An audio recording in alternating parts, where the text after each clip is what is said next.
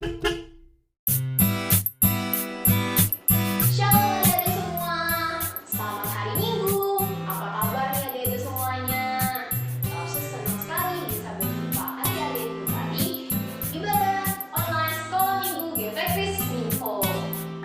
Nah, kalau saya yakin adik-adik semua pasti rindu untuk memuji Tuhan kita, Tuhan Yesus, Raja segala raja. Sebagai anak-anaknya, adik-adik pasti mau kan mendengarkan cerita firman Tuhan, bernyanyi untuk Tuhan kita Yesus Kristus, dan memberi persembahan yang terbaik. Nah, adik-adik semua, kalau ajak untuk bangkit berdiri, kita akan menaikkan satu pujian, Hatiku Penuh Nyanyian.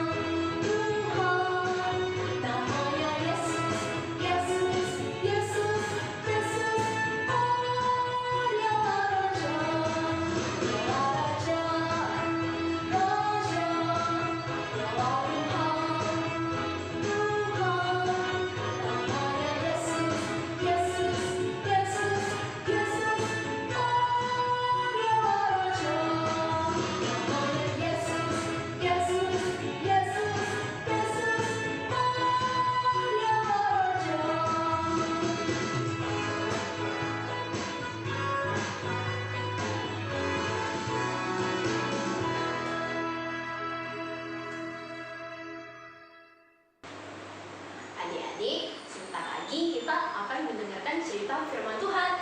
Sebelum itu, kita akan berdoa. Adik-adik semua, lipat tangannya, tutup matanya ya.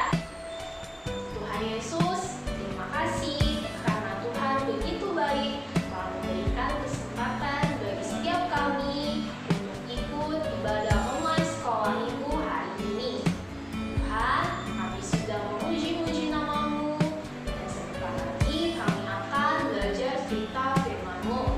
Tuhan, berkati setiap kami agar kami boleh duduk diam mendengarkannya, dan kami boleh mengerti, bahkan kami boleh melakukan firman-Mu di kehidupan kami sehari-hari. Tuhan, ajar kami agar kami boleh mengerti untuk memberikan yang terbaik Tuhan sebagai tanda kasih kami kepadamu. Terima kasih Tuhan, terpujilah nama-Mu Allah yang baik. Di dalam nama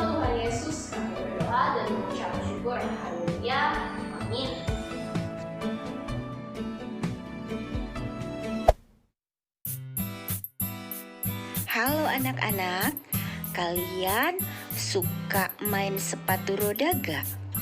Hari ini semua akan kenalin kalian sama satu anak. Dia hobi banget main sepatu roda. Halo teman-teman, namaku Riki. Suatu hari aku diajak ayahku untuk pergi ke toko. Toko itu besar sekali. Tentu saja kami pergi ke sana dengan mengikuti protokol kesehatan loh.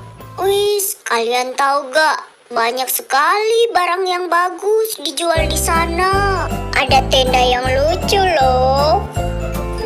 Ada kitchen set warna-warni. Ada sepeda lipat. Ada banyak tas sekolah. Ada krayon warna-warni. Ada bola basket juga, teman-teman. Tapi dari semua yang dijual di toko itu, aku hanya tertarik kepada satu benda saja. Kalian tahu apa itu? Sepatu roda, teman-teman. Aku ingin sekali sepatu roda itu karena warnanya bagus dan harganya lagi promo. Hanya 100.000. Aku yakin ayahku pasti mau membelikan aku sepatu roda itu. Aku ini kan anak kesayangan ayah. Tapi kata ayah, aku harus banyak membantu pekerjaan di rumah kalau aku mau mendapatkan sepatu roda itu. Ayah. Dalam perjalanan pulang ke rumah, aku terus teringat kepada sepatu roda itu. Kapan ya aku bisa memiliki sepatu roda itu? Aku setuju untuk membantu pekerjaan di rumah dan ayah sudah berjanji akan memberikan aku tip sampai aku punya uang yang cukup untuk membeli sepatu roda itu. Hari pertama, ayah meminta aku untuk merapikan tempat tidurku. Aku paling tidak suka pekerjaan ini, tapi mengingat sepatu roda itu, terpaksa aku membersihkan tempat tidurku dan tempat tidurku jadi rapi. Dan ayah memberiku tip 10.000 untuk pekerjaanku itu. Ayah juga meminta aku untuk selalu mencuci peralatan makan selesai aku makan atau minum. Aduh, rasanya malas banget. Tapi demi sepatu roda itu, aku mengerjakannya dengan senang hati. Ayah kembali memberikan aku tip. Kali ini 20.000, sehingga uang aku bertambah jadi 30.000 deh. Tiba-tiba ayah meminta aku untuk membantunya memperbaiki pagar di depan rumah. Aduh, cuaca hari itu kan panas sekali. Tapi mengingat sepatu roda itu, aku dengan semangat membantu ayah bekerja. Ayah kembali memberikan aku tip sebesar 10.000 rupiah, sehingga uangku bertambah menjadi 40.000 rupiah. Ayah juga meminta aku supaya tidak lupa memberi makan ikan-ikan di akuarium. Waduh, aku sebenarnya udah bosan memberi makan ikan. Tapi mengingat sepatu roda itu, gak apa-apa deh, aku ngurus akuarium. Dan ayah kembali tidak lupa memberiku tip. Kali ini sebesar 10.000, sehingga uangku makin bertambah menjadi 50.000. Akhirnya Ayah menyuruh aku membersihkan kamar mandi, padahal aku belum pernah melakukannya. Malas banget, mana bau lagi. Tapi waktu mengingat sepatu roda itu, aku jadi bersemangat. Setelah membersihkan kamar mandi, aku langsung mandi. Dan ayah memberiku tip yang tidak aku duga. Ayah memberiku 50.000. Sekarang uangku berjumlah 100.000. Ayah dengan senang hati mengantarkan aku pergi ke toko untuk membeli sepatu roda itu. Itu dia sepatunya. Tapi tiba-tiba aku teringat sesuatu. Aku kan sudah bekerja keras selama beberapa waktu ini, dan ayah telah memberiku tip yang banyak sehingga aku bisa membeli sepatu roda ini. Tapi aku ingin memberi 1/10 untuk Tuhan. Berarti uangku tidak cukup lagi untuk membeli sepatu roda ini. Ayah, ayo kita pulang. Aku ingin memberi persembahan untuk Tuhan. Kata ayah, mana yang paling aku inginkan? Membeli sepatu roda itu atau memberi persembahan perpuluhan untuk Tuhan? Aku mau memberi 10.000 untuk Tuhan. Biarlah uang aku tersisa 90.000. Mungkin aku harus bekerja lagi pada ayah, biar ayah bisa memberiku tip. Mudah-mudahan aku masih bisa membeli sepatu roda itu. Setibanya di rumah, aku menyisihkan uang 10.000 itu ke dalam toples. Nanti aku akan berikan ke gereja. Setelah itu aku merasa senang banget. Tanpa disuruh, aku membantu semua pekerjaan rumah ayah dan ibu. Aku membersihkan kamar. Aku juga mencuci peralatan makanku. Aku juga membantu ayah membersihkan kamar mandi. Dan aku tidak lupa untuk memberi makan ikan-ikan di akuarium. Tiba-tiba ayah memberiku hadiah. Wah, aku cepat-cepat membuka hadiah itu. Kalian tahu apa isinya? Isinya sepatu roda impianku, teman-teman. Wah, terima kasih ayah.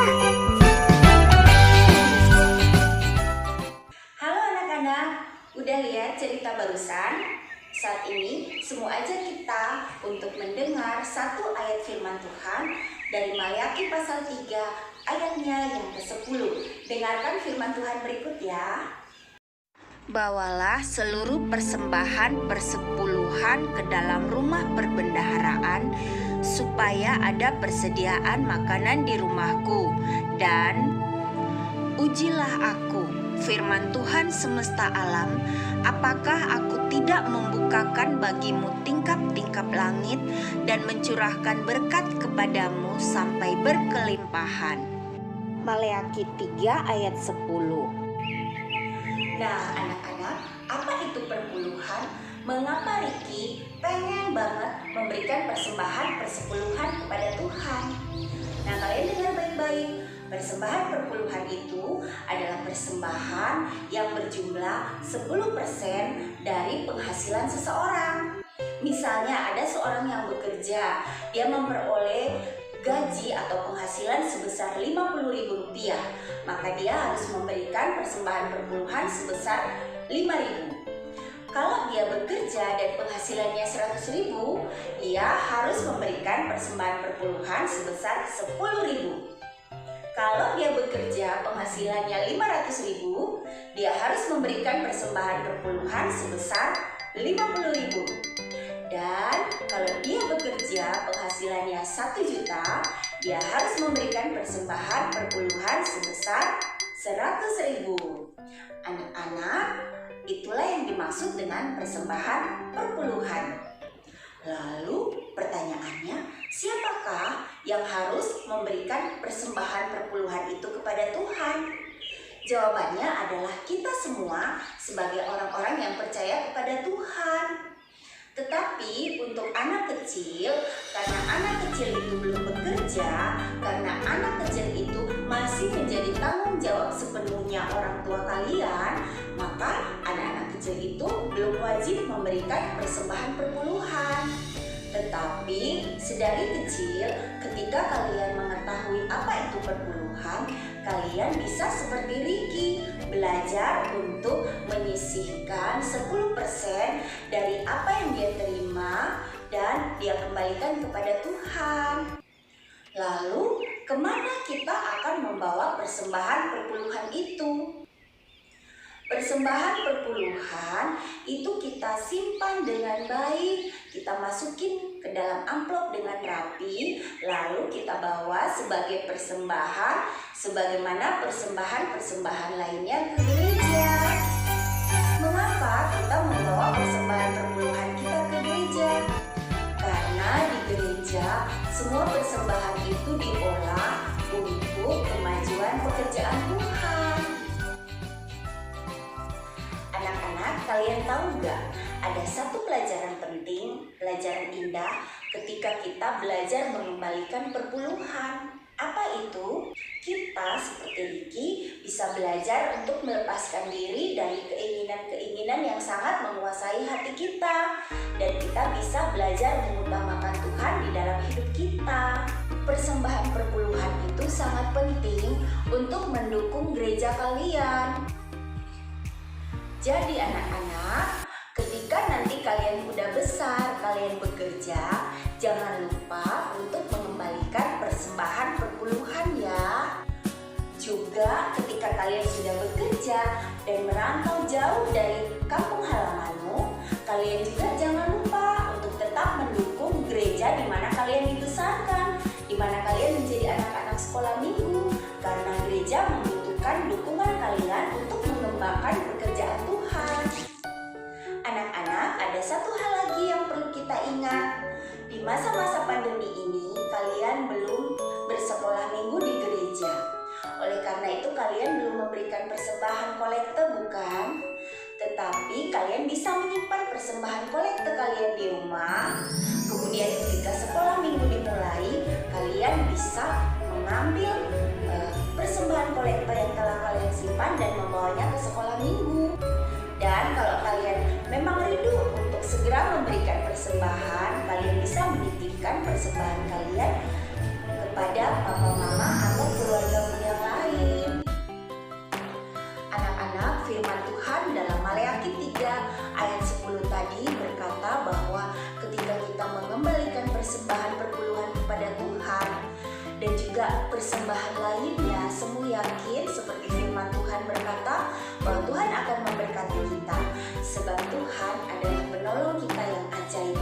Kalian jangan takut, kalian tidak akan kekurangan di dalam pemeliharaan dari Tuhan Yesus. Oke? Tuhan Yesus memberkati. Wah, firman Tuhannya indah sekali ya adik-adik. Oke, tiba saatnya kita akan menghafal ayat hafalan. Hafalan kita kali ini dari Mazmur 54 ayat 8. Dengan rela hati aku akan mempersembahkan korban kepadamu, bersyukur sebab nama-Mu baik ya Tuhan. Nah, gimana? Udah pada bisa belum? Oke, kita ulangi sekali lagi ya. Tapi kali ini Lause hanya akan memperagakan gerakannya saja. Adik-adik yang di rumah, silakan memperagakan gerakannya dan membacakan ayat hafalannya ya. Oke, kita mulai.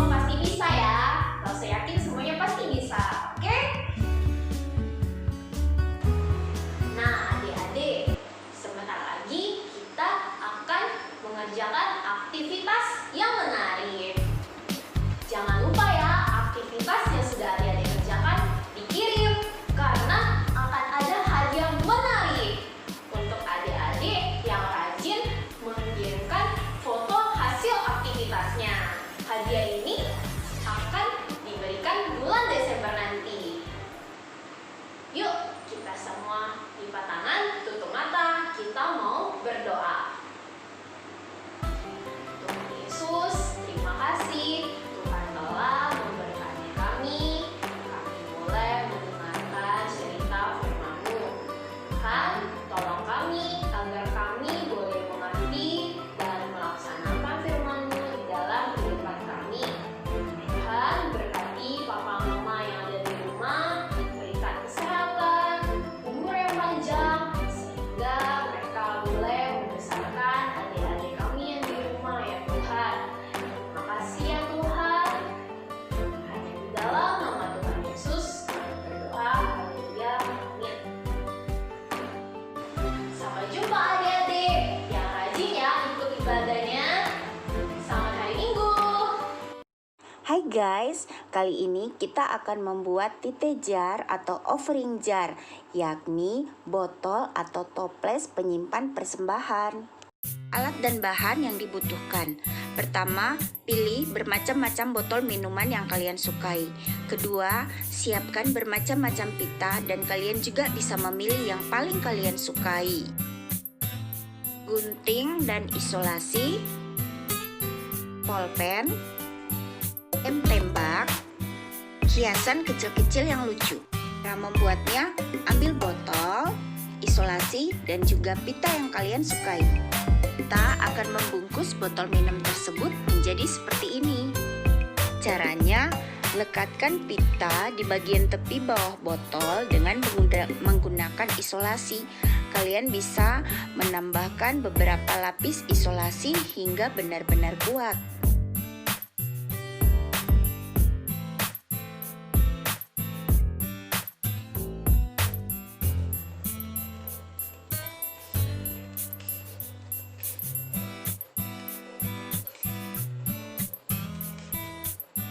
Kita lilit sampai botolnya tertutup dengan pita. Nah, sampai di sini kalian nggak usah sampai ke atas banget ya. Nah, segini aja biar botolnya tampak lucu. Nah, segini aja. Setelah itu kalian tarik yang keras. Nah, kemudian kita beri isolasi.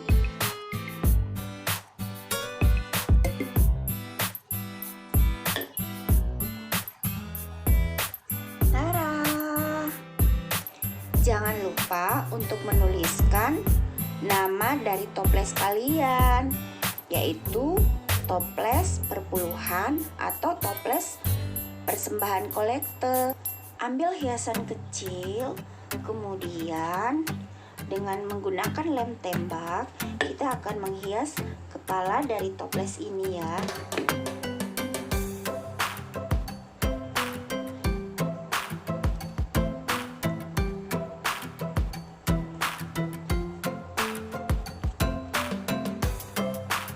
Tara, toplesnya sudah jadi guys.